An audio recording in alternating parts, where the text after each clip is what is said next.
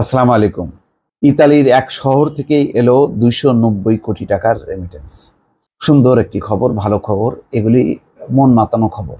আমরা ভালো খবরকে হাইলাইট করতে চাই, প্রবাসীদেরকে উৎসাহিত করতে চাই এবং বৈধ পথে বাংলাদেশিরা যে যখন কি ভালো তারা অবদান রাখেন এবং দেশের জন্য রেমিটেন্স নিয়ে আসেন, সেগুলো নিঃসন্দেহে আমাদেরকে একেবারে খুশিতে ভাষায় আমরা উৎসাহিত বোধ করি। আবার কিছু কিছু খারাপ খবরও আমরা তুলে ধরি, এই কারণে তুলে ধরি যাতে সেগুলো থেকে আমাদের প্রবাসীরা শিক্ষা নেন।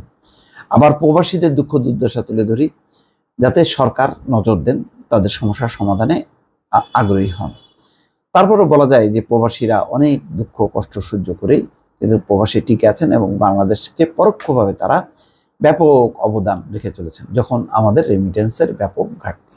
আমি নিজে ইতালিতে গিয়েছিলাম, জেনোভা শহরে। সেখানে শহরের এক প্রান্তে আমি সেই নদী থেকে আমাকে দেখিয়েছে এক প্রবাসী বাংলাদেশি, যে সেখানে দেখা যাচ্ছে যে জাহাজ নির্মাণ শিল্প, সেখানে অনেক বাংলাদেশি কাজ করেন বলে তখনই আমাকে জানিয়েছিল। আমি জানি না এই শহরটা ঠিক কোন দিকে, আমি এখানে গেছি কিনা বা তার পাশ দিয়ে আমি এখন মনে করতে পারছি না।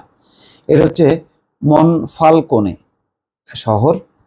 একটি ছবি দেখা যাচ্ছে জাহাজ এবং তার সামনে শ্রমিকদের বা কর্মীদের।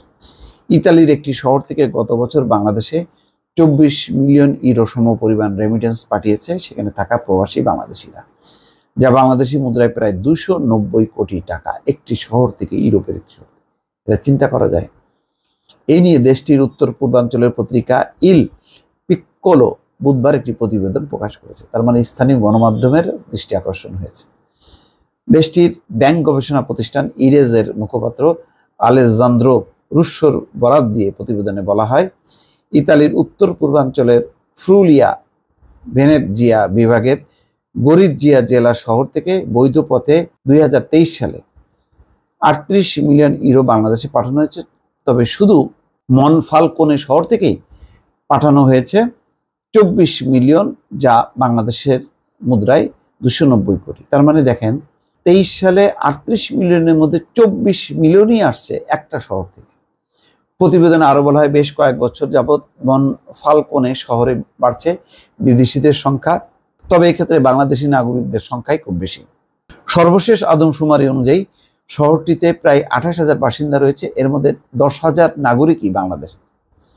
বিভিন্ন সময় সঠিক কাউন্সিলিং, দূতাবাসের বিভিন্ন আলোচনা সভা, রেমিটেন্স প্রদানকারীদের সম্মানিত করার মাধ্যমে সচেতনতার পথে বৈধ পথে প্রবাসীরা রেমিটেন্স পাঠাচ্ছেন বলে মনে করেন রোম দূতাবাসে নিযুক্ত চার্জ d'affaires জসিমউদ্দিন।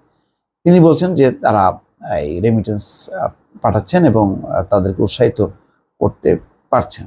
আচ্ছা, সানি ভুইয়া নামে একজন মনফালকোনে বাসিন্দা বলছেন, প্রায় ৯০ দশক থেকে স্লোভেনিয়া ইতালির সীমান্তবর্তী শহরে বাংলাদেশিরা বসবাস করে আসছে। জাহাজ নির্মাণের জন্য খ্যাত এই শহরের প্রায় প্রতিটি সেক্টরেই বাংলাদেশিরা সুনামের সঙ্গে কাজ করছে।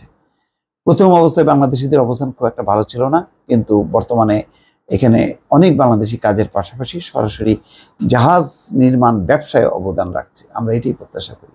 এখন যারা কর্মী, পরে তারা নির্মাতা বা উদ্যোক্তা হবেন, মালিক হবেন, জাহাজ তৈরি করবেন, বিক্রি ব্যবসা করে তারা আরও উপরে উঠবেন। সেই সুদিনের প্রত্যাশায় আমরা থাকলাম। দর্শক, ভালো থাকবেন। আল্লাহ হাফেজ।